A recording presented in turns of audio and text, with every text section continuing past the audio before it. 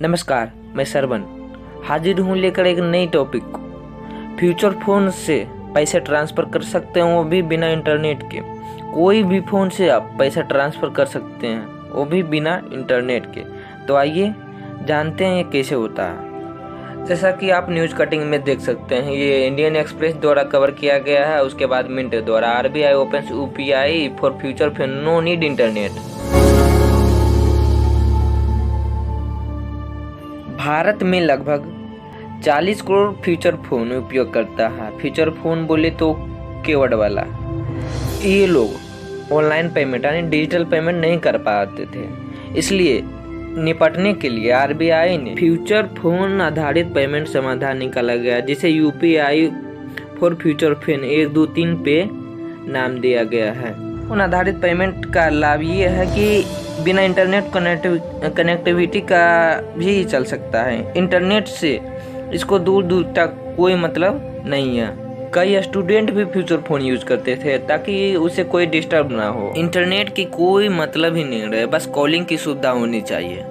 इससे ये हो जाएगा कि डिजिटल पेमेंट यानी ऑनलाइन पेमेंट अब हर कोई कर पाएगा, चाहे वो स्मार्टफोन रखता हो या फिर फ्यूचर फोन। ये क्या है 1 2 3 पे? ये बहुत ही आसान तरीका है पेमेंट का। 1 2 3 पे 3 स्टेप में इसे कर सकते हैं। कॉल करें, चूज करें और पे करें। तो सबसे पहले जानते हैं कॉल करें। पहले आपको अपना मोबाइल नंबर बैंक के साथ लिंक होना चाहिए, जो आजकल अधिकतर मोबाइल नंबर बैंक से लिंक होता ही है। उसके बाद RBI के द्वारा दिया गया एक नंबर है, वो नंबर है 0804516366। ये नंबर डायल करने पर IVR यानी रिकॉर्डिंग वॉइस आपके सामने आएगा, जो आपसे पूछेगा आपका खाता जो है किस बैंक से जुड़ा हुआ है। अपना फ्यूचर फोन से पैसों को लेन देन करने के लिए आपको डेबिट कार्ड का यानी ATM कार्ड से UPI पिन सेट करना होगा। आप अपना डेबिट कार्ड नंबर डालेंगे, डालने के बाद UPI पिन सेट करने के लिए बोलेगा। UPI पिन सेट करने के बाद इसको आप याद रखना है। इतना कुछ आपको देखने के बाद आपको मन में एक सवाल आता होगा कि अगर मेरा बैलेंस चोरी हो गया या मेरे साथ कोई धोखाधड़ी कर दिया तो क्या करेंगे। उसके लिए हेल्पलाइन नंबर दिया गया है जो 24x7 है। वो 24 कभी भी फ़ोन से करते हैं, टोल फ्री नंबर जो 24 घंटा हमेशा आपके साथ रहेगा। उसका नाम है DG साथी। DG साथी ने प्रोवाइड किया है 2 नंबर।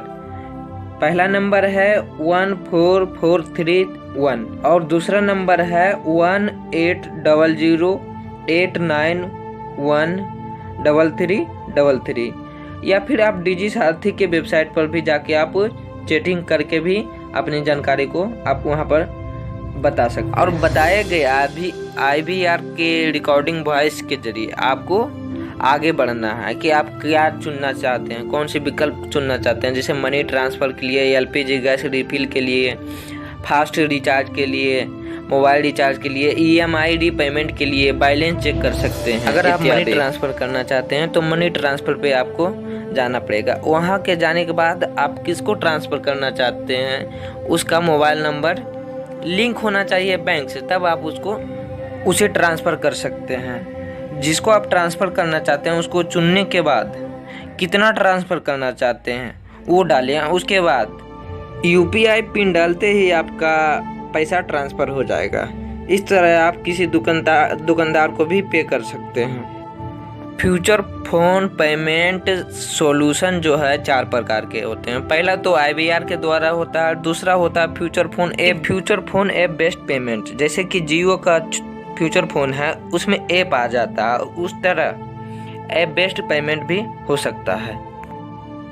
तीसरा है मिस कॉल सुविधा, जैसे दिया कोई जिसको पे करना है उसका नंबर दिया रहेगा, उसको पर आप मिस कॉल देते ही आपका कॉल डिस्कनेक्ट हो जाएगा। और कॉल डिस्कनेक्ट होने के बाद आपको कितना देना है पैसा वो डालना पड़ेगा। उसके बाद UPI पिन जो आप सेट किए थे वो डालना पड़ेगा। उसके बाद वो पैसा ट्रांसफ़र हो जाएगा। चौथा है ध्वनि आधारित पेमेंट सुविधा।